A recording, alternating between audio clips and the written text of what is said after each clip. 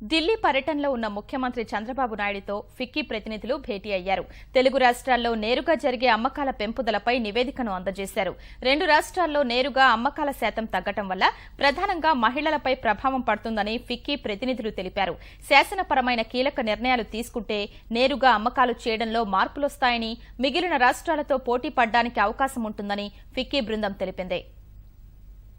ఒక సెక్టర్ ఉంది, direct selling sector. ఆ డైరెక్ట్ సెల్లింగ్ సెక్టర్ వాళ్ళు చాలా పెద్ద గ్రూప్ ఉంది. ఫిక్కీ ఆయన umbrella organisation. So we wanted to tell the honourable CM, very kind of him, he has given time to us to explain what is the potential of women empowerment, growth of industry, and into the health sector especially, so many things. అది అన్నీ explain చేసిరా. తర్వాత ఒక ఈ report ఉంది. చిన్న problem ఉంది direct సెల్లింగ్కి, legislation modification కావాలి అంతే. That is what we have requested. దేశంలో డైరెక్ట్ సెల్లింగ్ ఇండస్ట్రీ వేగంగా అభివృద్ధి చెందుతోంది.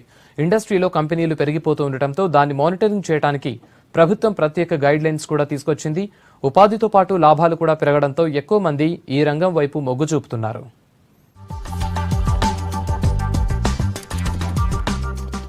డైరెక్ట్ సెల్లింగ్ ఇండస్ట్రీ వేగంగా విస్తరిస్తోంది. ఈ బిజినెస్ తో వినియోగదారులు మోసపోకూడదనే ఉద్దేశంతో 2016 సెప్టెంబర్లో కేంద్రం ఈ ఇండస్ట్రీని గుర్తించి కొత్తగా మార్గదర్శకాలు తీసుకొచ్చింది. అన్ని రాష్ట్రాలు కూడా ఈ గైడ్ లైన్స్ ని ఫాలో అయి తమ పాలసీల్ని తీసుకురావాలని సూచించింది. ఇప్పటి వరకు అసోం, ఒడిశా మాత్రమే డైరెక్ట్ సెల్లింగ్ ఇండస్ట్రీకి గైడ్ లైన్స్ తీసుకొచ్చాయి. 3 రాష్ట్రంగా ఈ మధ్యే తెలంగాణ ప్రభుత్వం కూడా ప్రత్యేక గైడ్ లైన్స్ తీసుకొచ్చింది.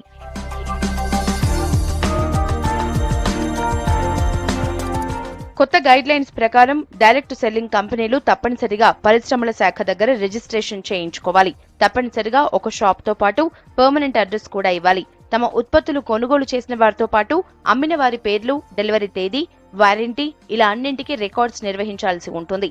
వీటిని పట్టించుకోకుండా ఎలాంటి డైరెక్ట్ సెల్లింగ్ వ్యాపారం చేసినా వారిపై చర్యలు తీసుకోనుంది.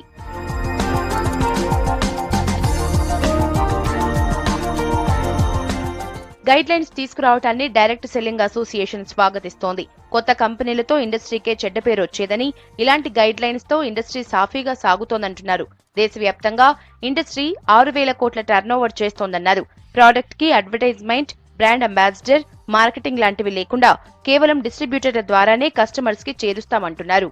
ప్రభుత్వంని ఒప్పించి సార్ చెడు ఉంది, మంచి ఉంది, ఆ మంచిని చెడుని గుర్తించండి అని చెప్పి ప్రభుత్వాన్ని ఒప్పించి ఈరోజు గైడ్ లైన్స్ తీసుకురావడం జరిగింది. ఇప్పుడు ప్రజెంట్ వచ్చేసి దాదాపుగా 6,000 కోట్ల రూపాయలు మా మెంబర్షిప్ కంపెనీలు చేస్తున్నాయి. ఇంకా సమాజంలో దీని పట్ల ఉన్న దురభిప్రాయాన్ని పోగొట్టగలిగితే 60,000 కోట్లైనా ఆశ్చర్యపోవాల్సిన అవసరం లేదు. తెలుగు స్టేట్లో అంత గొప్పగా లేదండి. ఎందుకంటే మనం ఫస్ట్ నుంచి ప్రాబ్లమ్ స్టార్ట్ అయింది తెలుగు స్టేట్లోనే. ఇదొక ఇండస్ట్రీ మా మీద ఆంక్షలు పెట్టి మేము ఎలా నడుచుకోవాలో చెప్పు అని అడిగింది మాత్రం ఇదొక ఇండస్ట్రీ అండి ప్రపంచం మొత్తం మీద.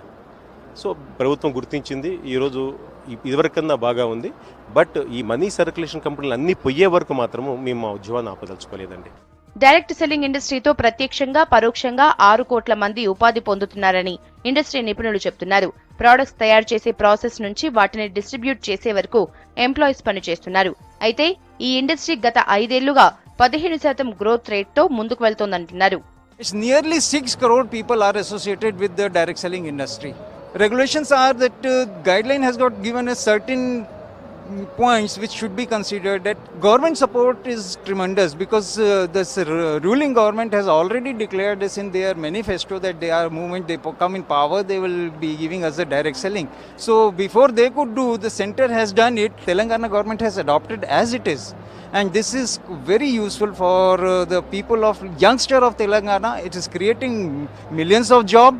ఈ ఇండస్ట్రీ ఇండియాలో ఫాస్ట్ గా గ్రోత్ అవుతున్నా తెలంగాణలో మాత్రం ఆశించినంతగా లేదు. ప్రభుత్వ మార్గదర్శకాలు వచ్చిన తర్వాత అయినా గ్రోత్ రేట్ పెరుగుతుందని ఇండస్ట్రీ వర్గాలు ఆశిస్తున్నాయి.